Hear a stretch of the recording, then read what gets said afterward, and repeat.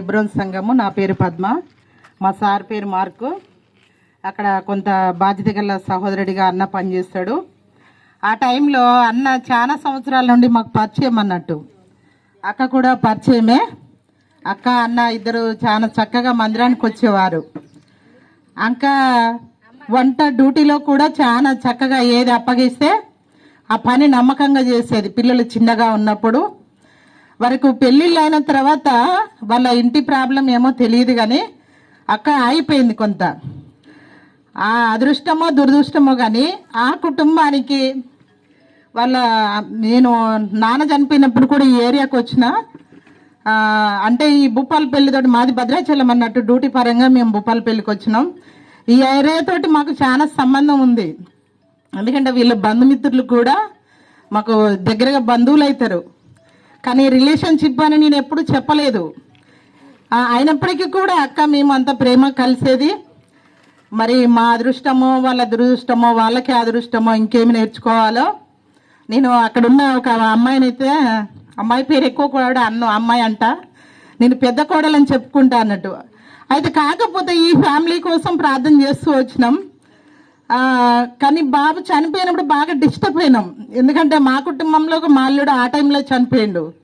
కానీ అక్కని కూడా నేను చాలాసార్లు టచ్ చేసిన, అక్క మందిరానికి ఆగిపోవద్దు, చనిపోతారు, నాకు కూడా చిన్నపిల్లలే కదా, నిరోషకు కూడా.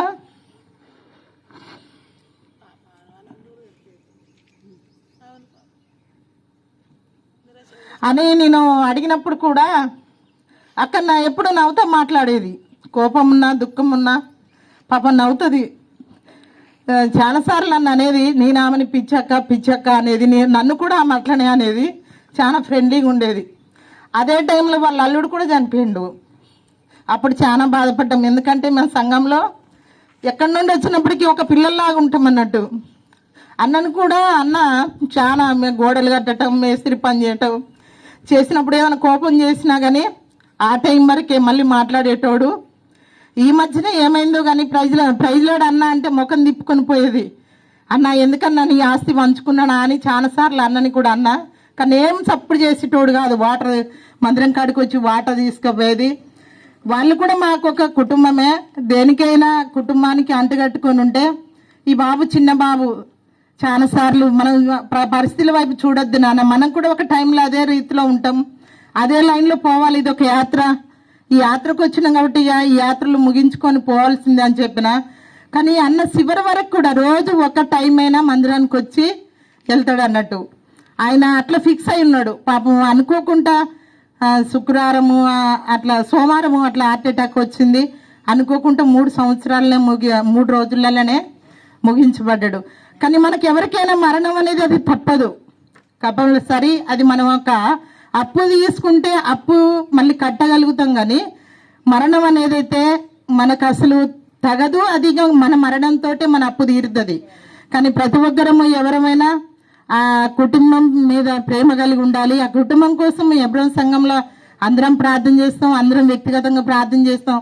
ఒక కుటుంబంలో 4 పిల్లలు ఉంటే ఏ రీతిగా ఉంటారో ఆ రీతిగా మేము ఆ సంఘంలో ఉంటాం. మంచి చెడు అన్నీ పంచుకుంటూ ఉంటాం. దేవునికి ప్రైజ్ లాడ్. ఈ సాక్ష్యం చెప్పాలంటే కూడా ఆ కుటుంబం పరిస్థితి చూస్తే మనకు అందరికి అర్థమైపోద్ది ఎంత దుఃఖంలో ఉన్నారనేది. ఏమి చెప్పలేము. ఆ కుటుంబం కోసం ప్రార్థన చేద్దాం. పాప కూడా ఒంటరి జీవితం, చిన్న వయసు, 2 పిల్లల్ని పెట్టుకొని ఆమె పరిస్థితి అది అనుభవించుంటోడికి అర్థమైంది. ఎందుకంటే నేను కూడా మా ఇంట్లో చిన్న బాబుతో అనుభవిస్తాను కాబట్టి అర్థమైంది. అది ఎవరు ఏమన్నా కానీ ఆ కుటుంబం కోసం ప్రార్థన చేయాలి. ప్రార్థన చేస్తాం తప్పకుండా. బంధుమిత్రులు కూడా ఆదరించబడాలని ఈ చిన్న సాక్ష్యం దేవుడు దీవించుగాక.